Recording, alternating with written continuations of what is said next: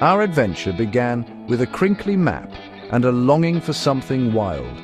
Ziro Valley, Arunachal, Pradesh, was our destination. The journey was a winding climb, each turn revealing deeper greens and fresher air, far from the city's chaos. The valley unfolded before us, a patchwork of emerald rice paddies, proud pine trees, and sparkling streams. It was quiet, save for the rustle of leaves and birdsong, inviting us to slow down and breathe. We felt like explorers in a forgotten land, dwarfed by rolling hills and misty peaks. Morning mist gave way to sunlit colors, making the valley feel magical and alive. As we ventured deeper, anticipation grew. We were searching for a village said to hold tight to its old ways. The roads narrowed, villages grew sparse, and the scenery became even more breathtaking. The valley seemed to guard its secrets, yet beckoned us forward. We sensed a story waiting to be discovered. It was the perfect start to our adventure, and so we pressed on, eager for what lay ahead. After a bumpy ride, we found Lumina nestled quietly in the hills. Bamboo houses on stilts peeked over the valley, smoke curling from thatched roofs. The Apatani people welcomed us with shy smiles. The older women's facial tattoos and nose plugs told stories of tradition and identity. Life here moved with gentle purpose. Mornings began early, children played freely, and everyone had a role. There was no rush, only a mindful rhythm and a deep connection to land and each other. Neighbors shared everything, elders were respected, and stories flowed around evening fires. Lumina was more than a village, it was a living tapestry of history and community. The air was thick with stories, and every gesture spoke of belonging. We felt instantly at home in this world apart. Lumina's quiet magic was impossible to ignore. It was a place that lingered in the heart. At Lumina's heart was a remarkable partnership with the land.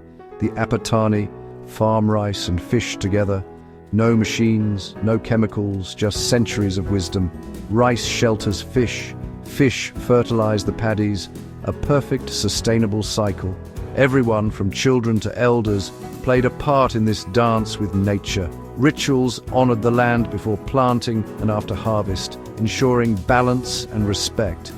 The valley's abundance, full granaries, thriving ponds, and rich forests was a testament to their care. Self-sufficiency was their pride, and sustainability their way of life. They lived with the land, not just on it. It was a powerful lesson. With respect and cleverness, the earth provides. Lumina's fields were a living classroom in harmony. Their philosophy was as green as the valley itself. Life in Lumina was rich with music and celebration. Festivals like Miyoko and Dri brought the whole valley together. Rituals, feasts, and vibrant dances. Folk songs echoed in the fields and homes, telling stories of ancestors and the land. Traditional instruments made from bamboo filled the air with simple melodic tunes.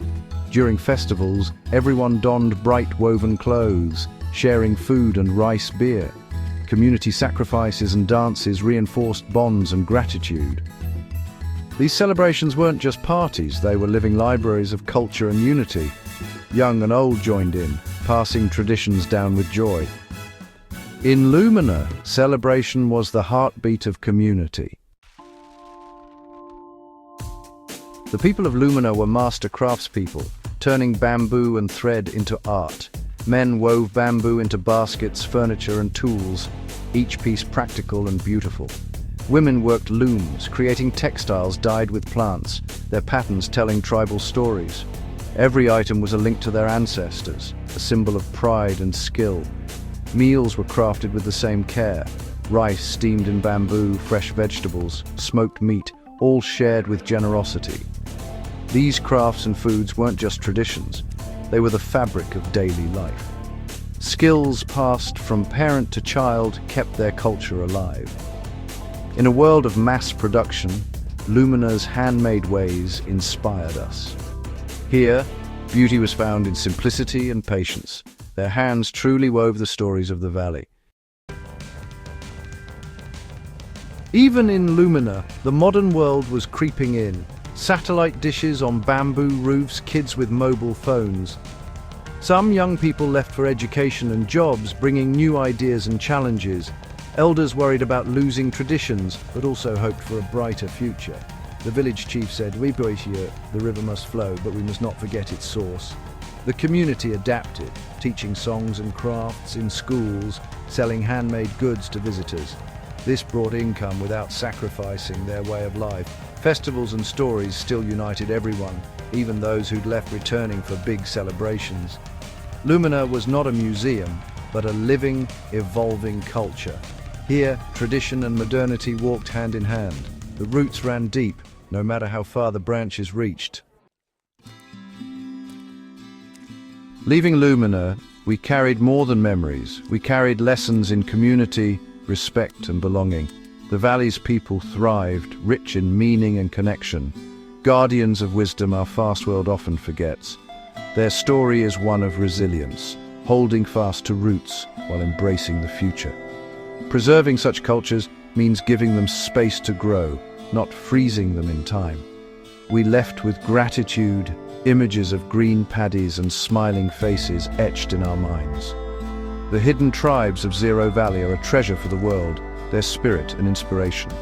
Their way of life is a reminder that adventure sometimes leads us to a simpler, kinder way of being. Lumina's story is one to cherish and protect. It was a grand day out, and a journey we'll never forget. The adventure, in truth, had only just begun.